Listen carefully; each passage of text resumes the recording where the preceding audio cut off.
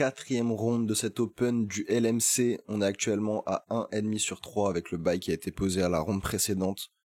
Nouvelle et dernière journée pour cet Open. J'affronte Kevin Menet, 1736 Elo, il a 160 points Elo au-dessus du mien. J'ai pas vraiment d'informations sur lui, je ne sais rien. Tout ce que je sais, c'est que j'ai passé une nuit absolument catastrophique, insomnie de 1h à 5h. J'allais me coucher un peu tard et impossible de trouver le sommeil jusqu'à 5h, j'ai à peine dormi 2 heures. Je suis en train de tomber malade, je suis vraiment pas bien, aucune envie de jouer, aucune force. Ça va être très compliqué de 10h à 20h. Il n'y a plus de bail là, il y a 3 rondes à enchaîner. Il va falloir être chaud. On va voir ce que ça va donner du coup contre Kevin Menet. J'ai les pièces blanches pour cette ronde. Numéro 4. Et évidemment j'envoie D4. Mon adversaire qui m'envoie cavalier F6. C'est pas les setups que je préfère en général, mais il y a plein de possibilités, on va voir ce qu'il me réserve. Fidèle à mon répertoire, j'envoie C4. Et il me surprend avec E5. Le Gambit Budapest. Que je n'ai jamais rencontré sur l'échiquier. J'ai assez peu d'expérience, on me le joue vraiment rarement. Et on me joue très rarement la mainline que je connais bien par rapport à mon coup de Chessable que j'ai depuis 3 ans. C'est quelque chose qui va changer courant 2025, mais je vous en dirai plus en temps voulu, ok. Donc j'attaque le cavalier, il vient en G4 pour menacer de récupérer, je défends mon pion avec mon fou en F4, il continue son attaque avec cavalier C6, je continue mon développement en défendant cette pièce, ici il m'envoie fou B4, échec, cavalier C3, fou prend, pion prend, je passe assez vite parce que c'est vraiment théorique pour ceux que ça intéresse, vous pourrez mettre pause et regarder. Donc pion prend, il donne la paire de fous pour pouvoir vite roquer et abîmer ma structure. Ici il m'a joué donc dame E7, il vient taper 3 fois sur ce pion, je peux le défendre uniquement avec un coup comme dame D5. Ici il m'envoie F6, il continue à mettre la pression, je prends, il replace son cavalier en gagnant un tempo sur ma dame que je place en D3. Ici le pion est attaqué donc il envoie D6. G3, petit roc et fou G2. Et ici s'arrête ma connaissance de la théorie. Et j'ai quasiment jamais eu cette position. Donc, je suis en terre inconnue. En terre inconnue, et pas en terre inconnue, justement. Une fois que je suis arrivé là. Mais je sais que c'est bien mieux pour les blancs. Ok, on a cette structure un peu catastrophique. Par contre, on a la paire de fous et on a un pion de plus. Donc, normalement, ça devrait aller sur le papier. Et mon adversaire, donc, moi qui ne connais pas, qui va tout de suite me mettre dans le bain avec un coup auquel je m'attendais pas vraiment. Cavalier E4, ici, dans cette position qu'il joue très vite, hein. Lui, il est dans ses fichiers, là, évidemment. Et là, ok. Donc là, je suis directement dans le dur. Lui, il a envoyé tout ça, ok, il a un pion de moins, mais tout de suite, il peut se permettre de faire des coups vers l'avant. Il est plutôt bien développé, il va pouvoir avoir 2 tours qui vont arriver sur des colonnes déjà semi-ouvertes, etc. C'est plutôt pas mal. Mais cavalier E4, je comprends pas vraiment ce qu'il veut. Ok, ça active la tour, le cavalier est plutôt bien placé, mais dès que je vais bouger le mien, il va se retrouver sous pression. Ici, je regarde des coups comme dame E3 pour clouer le cavalier parce qu'il y a la dame derrière. Je regarde petit roc, je regarde cavalier D4. Cavalier D4, c'est ce que j'ai envie de jouer pour... ok, il rebouge 2 fois la même pièce dans l'ouverture, bah moi je vais faire pareil et je vais libérer mon fou qui est super fort, etc. sur sa diagonale. Mais je sais pas, ça me fait peur parce que je vais calculer cavalier D4. Et je vais voir qu'il a cavalier prend F2. Donc je vais regarder ça. Je me dis si roi prend, il y a cavalier E5. Je peux pas prendre, il attaque la dame, il y a la tour ici. En fait, je vois ça et à ce moment-là dans la partie, en plus il tape ici. C'est vrai que là je perds le pion en fait. Mais du coup à partir d'ici, j'arrête mon calcul en me disant c'est pas possible, c'est pas bon. Mais en fait c'était jouable il me semble parce que ça aurait pu continuer comme ça. On cloue le cavalier avec la dame derrière, encore une fois la même idée. Il vient profiter du clouage ici. Ah oui, mais en fait, voilà, c'était vraiment ça que j'avais vu. Parce que du coup, il y a le clouage ici, et en plus, il attaque la dame. Et en fait, ça aurait pu continuer un petit peu comme ça. Je vous passe ça rapidement, mais on se retrouve dans cette position. J'ai toujours un pion de plus. Bon, mon roi qui a pas une position de rêve, mais par contre, j'ai toutes les pièces au niveau de son roi qui est aussi à poil, donc ça joue et j'ai toujours un pion de plus, machin. Intéressant, mais ça pas du tout vu dans la partie, et donc en fait, dans cette position, je vais prendre un petit peu peur. Je vais me dire, ok, bon, ça m'a pas l'air bon par rapport à ce que je vous ai montré.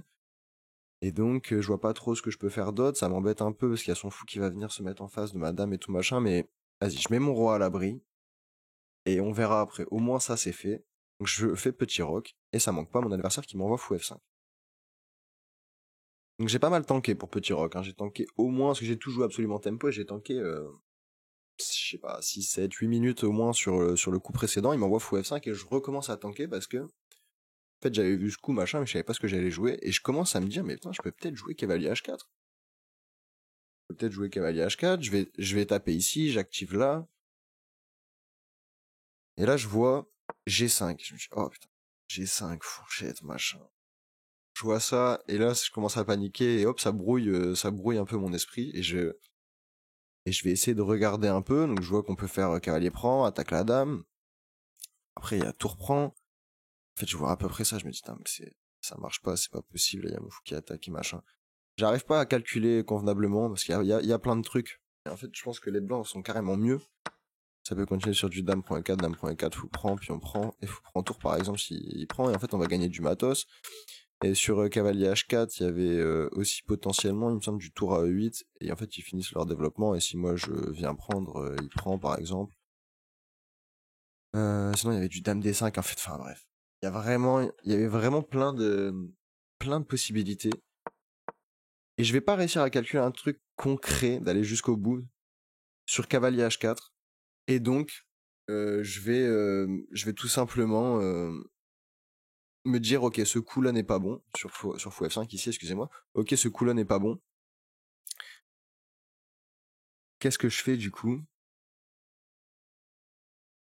C'est une bonne question. Et ici, je vais réfléchir, je sais pas trop. Ça m'embête ici. Je pouvais jouer du dame E3 par exemple. Encore une fois, le petit cloage, et on sort de l'alignement, machin. Mais je vais jouer cavalier D4. Je vais jouer cavalier D4 ici. Je centralise ma pièce, j'active mon fou, et puis on verra. Il fait cavalier prend.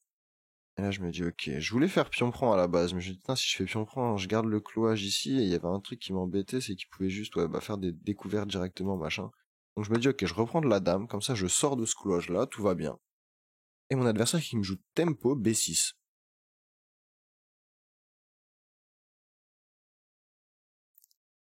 B6, au début je comprends pas. Putain, il va y avoir une idée derrière ça, mais je comprends pas. Je réfléchis, je sais toujours pas trop quoi faire, je sais pas comment augmenter la pression ici, parce que la colonne elle est fermée pour moi.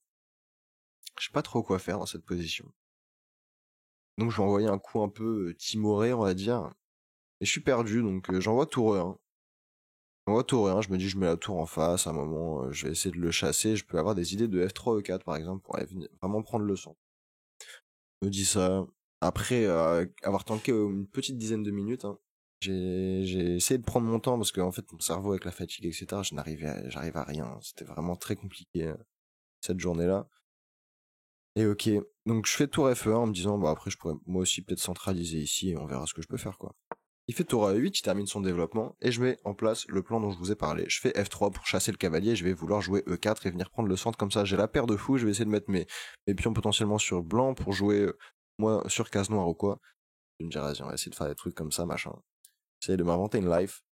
Il fait cavalier C5, il repasse son cavalier bien soutenu, il est stabilisé, il bloque mes pions faibles ici, et donc je fais E4, je gagne un tempo sur le fou et je prends le centre. Et mon adversaire qui tank pas mal et qui m'envoie G6. Et là j'ai cette position sous les yeux. Et je sais toujours pas quoi faire. En fait, mon problème dans cette partie, c'est qu'à aucun moment j'ai eu l'impression de vraiment comprendre les enjeux de la position. Et je naviguais à l'aveugle, en fait. En plus du fait que je n'arrivais pas à calculer, et ça va être le même discours sur les deux dernières parties, malheureusement, et je m'en excuse d'avance. Mais du coup, c'est super compliqué de s'inventer une life ici. Et j'arrive pas à trouver une once de plan, je sais pas, je regardais quoi, il y a des échecs ici, mais il va juste replacer machin. Je me dis, est-ce que je peux envoyer à 4 ouais, mais là, son cavalier va pouvoir venir. Est-ce que je fais tourber, hein, que j'essaye de doubler. Il y a rien de concret dans ma réflexion. Et donc, je vais partir en vrille, je vais envoyer... ici, je pouvais juste, par exemple, envoyer du fou C1 et essayer de, par exemple, mettre mon fou qui sert à rien, qui tape dans du dur, je peux le mettre là et essayer d'échanger mon mauvais fou contre son bon cavalier, par exemple. Ça aurait pu être un plan que je ne pense même pas avoir envisagé dans la partie, d'ailleurs, c'est dommage. Et à la place de ça, je vais envoyer E5. envoyé E5 en me disant, bah là, j'ai ma tour qui est protégée, qui est en face de la dame, je vais essayer d'ouvrir, et j'ai la paire de fous, donc je vais essayer d'ouvrir la position, de casser ces murs-là pour donner un peu d'air à mon fou et tout. Et ok, ça rouvre son fou, mais je sais pas, je me dis que l'ouverture de la position, elle est censée quand même être plus à mon avantage, quoi. Et ça manque pas mon adversaire qui va m'envoyer un coup que je vais tout de suite penser que c'était une erreur, va m'envoyer, tour prend F4. Sacrifice de qualité. Prends mon fou de case noire.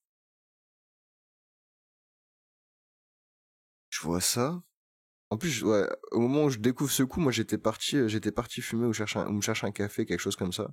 Et je le découvre en revenant à l'échiquier. Et c'est un choc, mais plutôt dans le bon sens, parce que je me sentais vraiment pas bien dans la position, parce que je comprenais rien. Et tout d'un coup, ouais, je vais gagner du matos et ça va être plus clair, machin. Et je me dis, ok, bon, je reprends soit du pion, soit de la dame. Qu'est-ce qu'il faut que je fasse? J'essaie de calculer.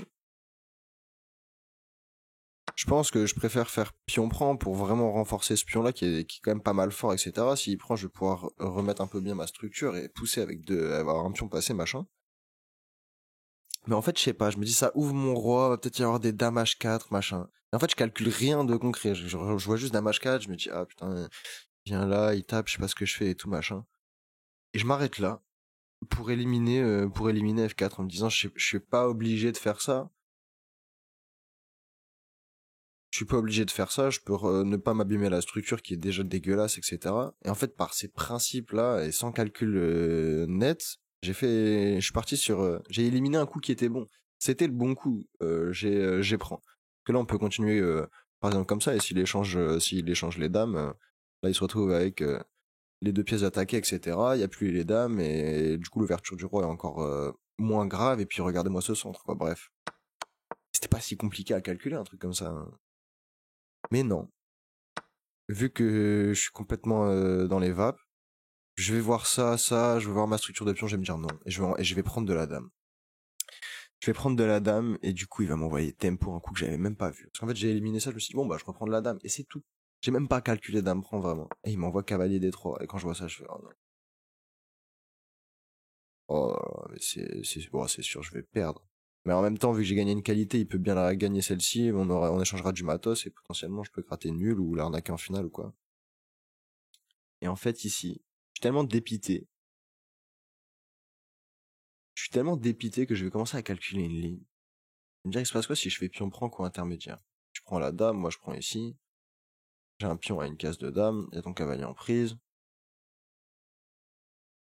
Et en fait, ce que je calcule, c'est que, ok, si je fais ça, je calcule dame prend, tour prend, échec, fou F1.